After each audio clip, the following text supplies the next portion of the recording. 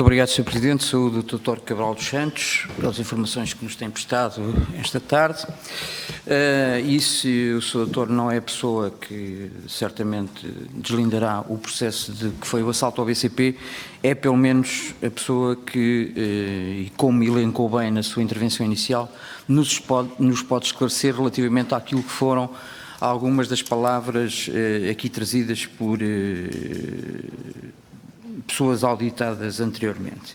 E eu vou começar, e voltando, isto já foi reprisado várias vezes, no entanto volto à questão que tem que ver com a declaração que o Sr. Berardi fez de que terá sido a Caixa Geral de Depósitos que foi ter com ele e não o contrário. O senhor já aqui o desmentiu e isto, alguém está a mentir, evidentemente, portanto, ou é o senhor Berardo ou o seu doutor, uma vez que o seu doutor já negou que tenha sido a Caixa Geral de Depósitos a ir ter com ele.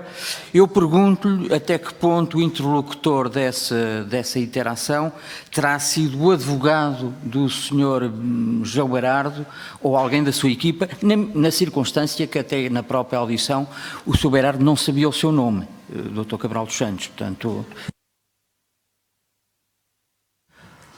Sr. Deputado, eu a primeira vez, antes de chegar a isso, eu hoje trouxe uma evidência que comprova de quem partiu a iniciativa da operação dos 350 milhões de euros.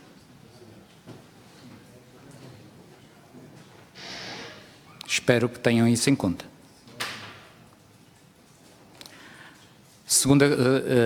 A segunda questão, a primeira vez que eu falei com o advogado do Sr. Berardo, que esteve aqui presente na Comissão Parlamentar de Inquérito, acho que foi quando tivemos a tratar do penhor dos títulos da Associação Coleção Berardo. Final de 2008. Essa é uma outra boa questão. O senhor tinha consciência que eram os títulos ou os quadros? Toda a gente que estava envolvida no processo tinha a noção que o que estava a dar de garantia eram os títulos. O que está no contrato, o que está dado de garantia e está no contrato é o penhor dos títulos representativos da Associação Coleção Berardo. Acho que ninguém tem dúvidas sobre isso. Agora, a questão que se pode pôr é como é que nós vamos chegar aos quadros com esses títulos. Mas isso é uma questão que, na minha opinião, na Caixa está muito bem entregue às pessoas que estão a tratar disso, que sempre trataram disso em termos jurídicos e que tratarão disso em termos jurídicos. Então o senhor terá sido apoiado juridicamente para ter tomado essa decisão. E a garantia que tem é de que os títulos chegam aos quadros, é isso? Sr. Deputado, este processo foi um processo, pode parecer que é muito simples, foi um processo extremamente complicado. Este foi um processo em que, para já, no início, tivemos que, não sei se este verbo é feliz, mas não me ocorre outro, tivemos que convencer a nos ser dada esta garantia. Não foi fácil. Segundo momento, eram 3 bancos que tinham créditos significativos junto do grupo e, portanto, eram 3 bancos que queriam partilhar essa garantia. E também lhe digo que não foi fácil a Caixa ficar com 40% na fatia dos 100%, porque até se for ver na altura, e há documentação na altura, os nossos créditos representavam menos do que 40% das responsabilidades.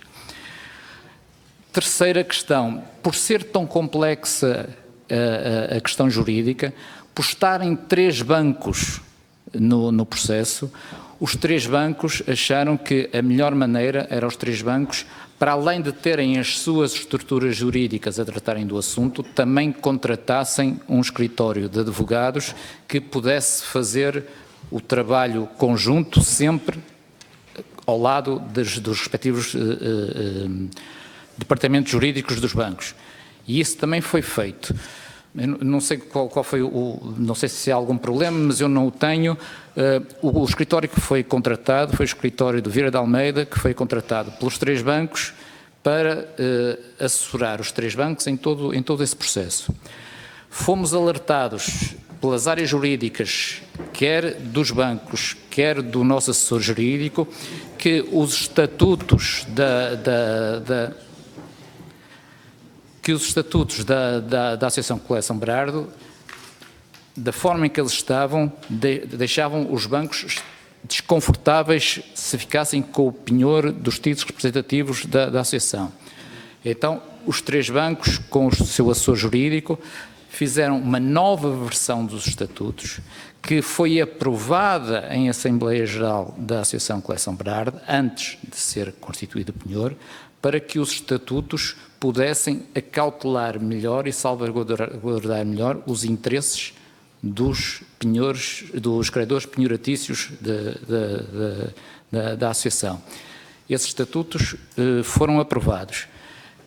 O contrato foi um contrato contrato de penhor foi um contrato bastante difícil de se construir, de se negociar.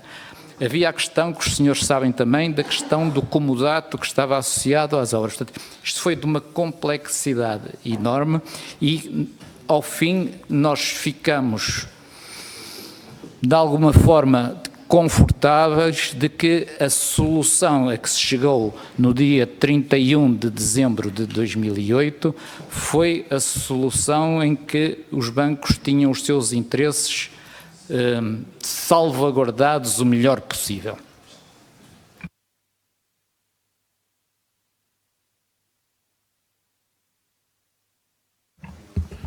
Portanto, está-nos a garantir o Sr. Doutor que, do ponto de vista jurídico, não faz qualquer sentido o alarme social que foi criado em torno da questão dos quadros por parte da expressão do Sr. Berardo, que apenas podiam garantir os títulos, não os quadros. Não faz qualquer sentido essa expressão. Sr. Deputado, eu não me queria pronunciar sobre isso. Uma coisa que lhe posso garantir nesta altura é que todo o alarme que for levantado nesta altura sobre essa questão só vai prejudicar os 3 bancos que estão a fazer o seu trabalho nesta altura de tentar fazer com que as garantias que têm e que foram outorgadas sejam válidas. O que lhe garanto é que estiveram áreas jurídicas de 3 bancos, 3 principais bancos do país, e teve um escritório de advogados, um escritório de advogados credenciado. E, portanto, tudo foi feito para que os interesses dos bancos, que eram comuns, fossem salvaguardados. Isso, não tenho dúvidas, pela qualidade das pessoas que estiveram envolvidas, que tudo o que era possível fazer e que devia ter sido feito, foi feito. Referiu a existência de um comodato.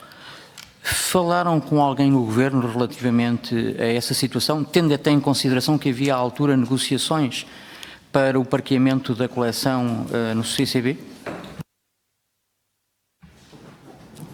A coleção já estava no CCB nessa altura. A coleção já estava no CCB nessa altura. Não sei se houve contactos com a tutela ou não, porque não seria eu que os faria, não sei se houve contactos ou não. Mas uma coisa que vale o que eu lhe vou dizer, um dos anexos do contrato de penhor é o contrato de comodato. Portanto, o contrato de comodato é uma peça integrante do contrato de penhor.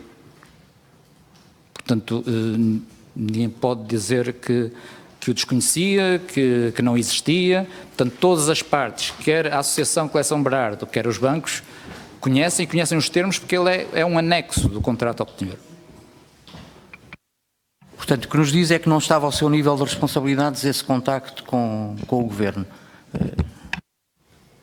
Sr. Deputado, desculpe a forma que eu lhe vou dizer, eu tenho a noção do meu lugar. Nunca seria eu a fazer um contacto com a tutela sobre este assunto. Também, se me perguntar, sugeriu? Não sugeri. Mas imagino que tenha havido esse contacto.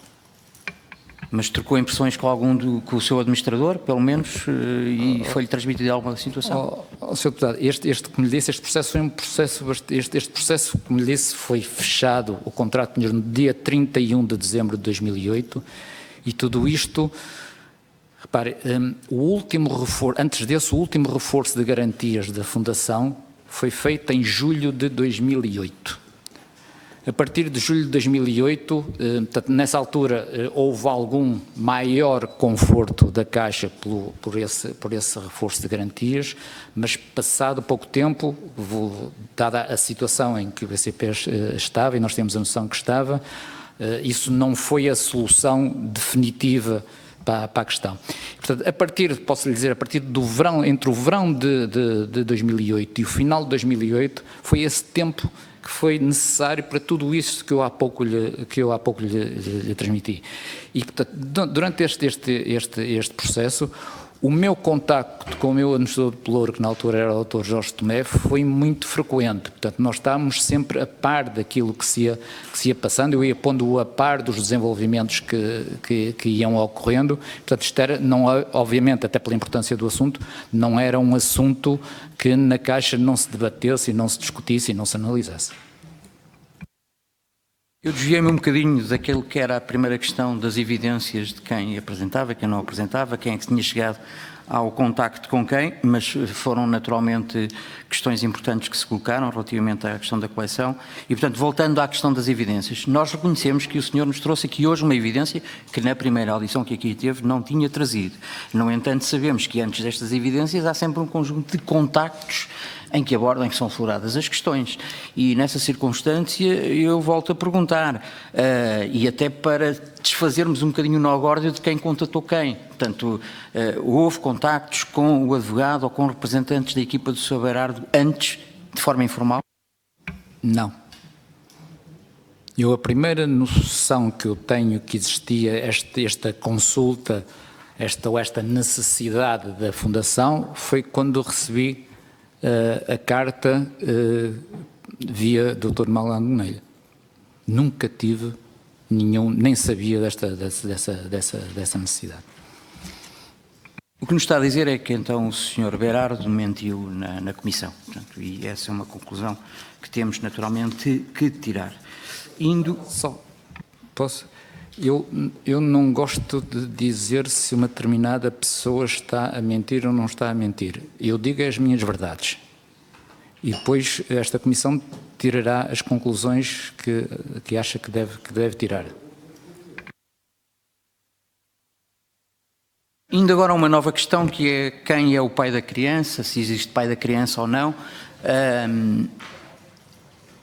O que temos vindo a assistir é que me parece que existe uma espécie de senha e contrassenha.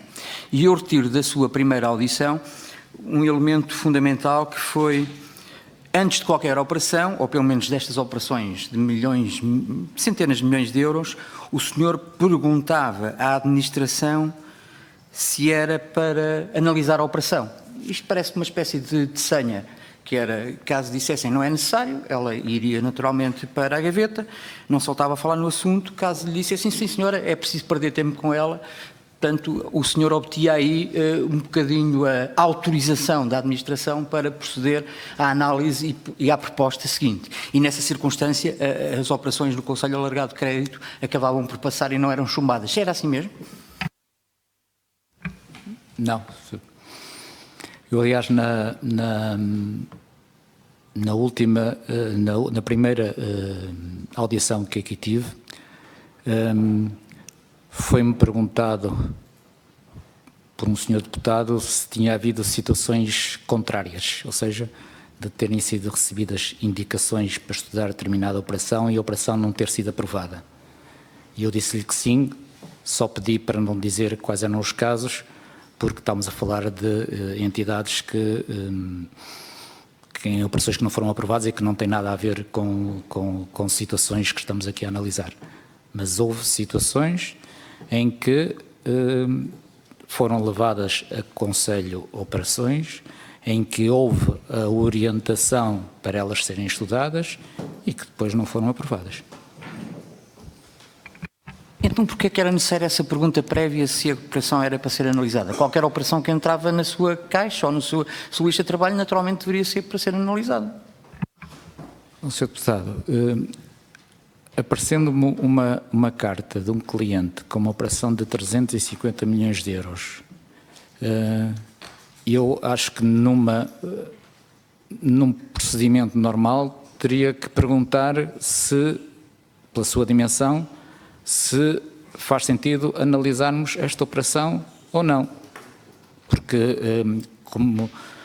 como sabe, este tipo de operações, qualquer uma, requer o seu tempo e requer o seu investimento. E, portanto, não lhe escondo que uma operação de 350 milhões de euros não é uma operação normal. E, portanto, teria que ter uma orientação sobre se devia ser analisada ou não deveria ser analisada. Tal como também, já agora, na operação dos 180 milhões de euros para comprar BCP do Sr. Manuel Fino, também foi pedida essa orientação e foi dada a orientação para se analisar essa operação. Que, aliás, na minha opinião, são as duas operações geridas pela DGE que tiveram o impacto tão mau como todos conhecemos, porque foram as duas operações, foram os dois marcos. Sr. Doutor, quando o Presidente nos envia um mail a dizer está aqui esta operação, objetivamente ela é para ser analisada. Não me parece que haja aqui necessidade de utilizar a tal senha e contrassenha. Sr. Deputado, o que eu recebi foi a carta da Fundação em que em cima estava escrito pelo Dr. Maldonado Donelha, ADGE, Dr. Cabral dos Santos, assinado.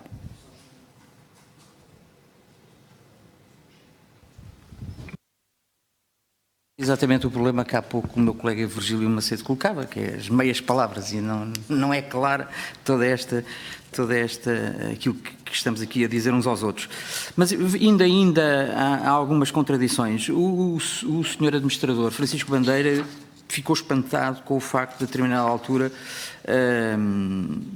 a DGE não ter defendido uma operação. Portanto, para ele só fazia sentido que, estando a DGE presente no Conselho Alargado de Crédito, tomasse posição e defendesse as propostas que trazia.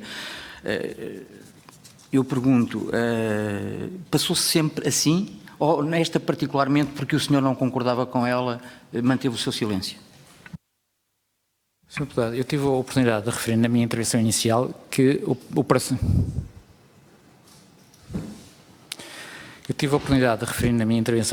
que este tipo de situações era uma grande minoria das situações.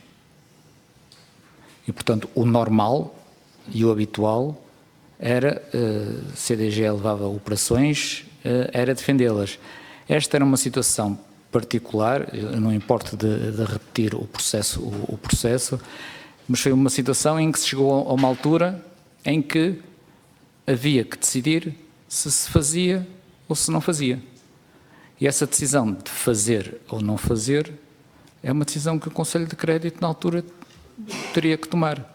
Portanto, a preocupação foi dar toda a informação necessária para que essa decisão fosse tomada.